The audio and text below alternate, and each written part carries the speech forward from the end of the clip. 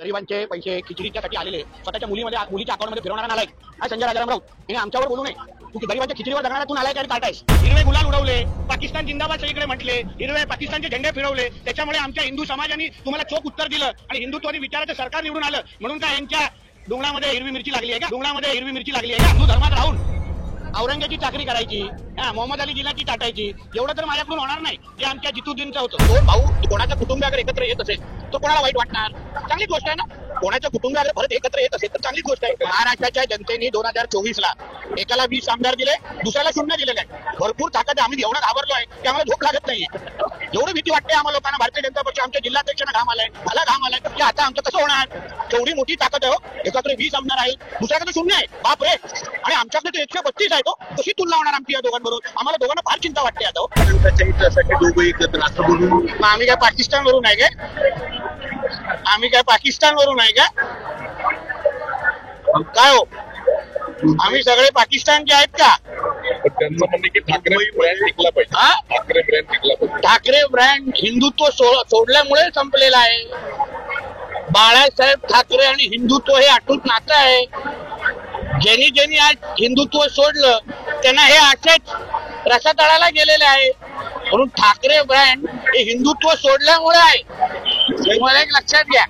आव्हाड म्हणाले की नितेश राणे हे रामाचा अवतार घेतील, विष्णूचा सुद्धा अवतार घेतील. बघा असं आहे ना, हिंदू धर्माच्या मध्ये आम्ही फार लहान आणि आम्ही त्यांचे अनुयायी आहोत. आणि म्हणून मी कुठल्या तरी हिंदू धर्माच्या ह्या देवी देवतांना मानणाऱ्यापैकी मी आहे. अवतार कोणाचं घ्यावं एवढं का मी मोठा नाही, पण किमान हिंदू धर्माच्या देवी देवतांची तरी माझं नाव जोडलं ना. मोहम्मद अली जिना, औरंग्या, टिप्या, यांच्यावर तो माझं नाव जोडलं नाही ना, ह्याचं माझं समाधान आहे. मी ज्या धर्माचा आहे त्या धर्माच्या देवी देवतांबरोबर अगर माझं नाव कोण एकाच श्वासात घेत असेल ना तर मला अभिमान आहे त्या गोष्टीचा.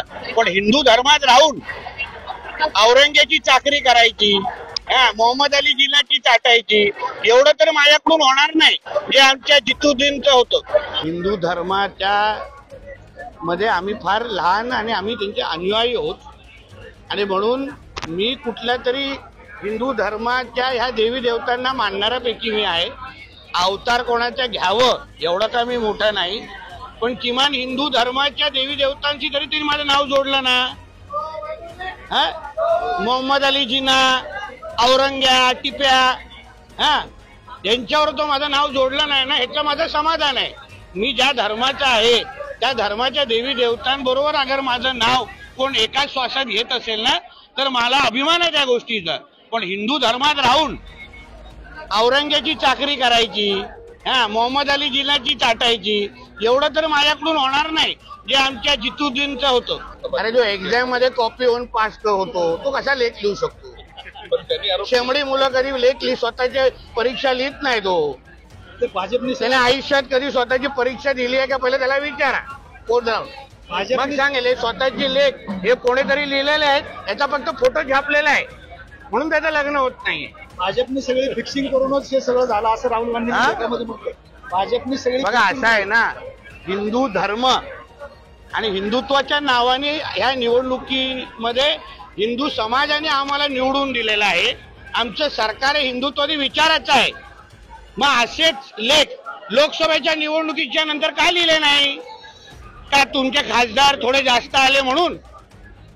आणि मग विधानसभेला तुम्ही जे काही हिरवे गुलाल उडवले, पाकिस्तान जिंदाबाद सगळीकडे म्हटले, हिरवे पाकिस्तानचे झेंडे फिरवले, त्याच्यामुळे आमच्या हिंदू समाजाने तुम्हाला चोख उत्तर दिलं आणि हिंदुत्वादी विचाराचं सरकार निवडून आलं. म्हणून का यांच्या डोंगरामध्ये हिरवी मिरची लागली आहे का? गरिबांचे पैसे खिचडीच्यासाठी आलेले स्वतःच्या मुलीच्या अकाउंटमध्ये फिरवणारा नालायक हा संजय राजाराम राऊत याने आमच्यावर बोलू नये. तू गरिबांच्या खिचडीवर जगणारा तू नालायक आहे आणि कार्टा आहेस म्हणून आमच्यावर बोलू नका.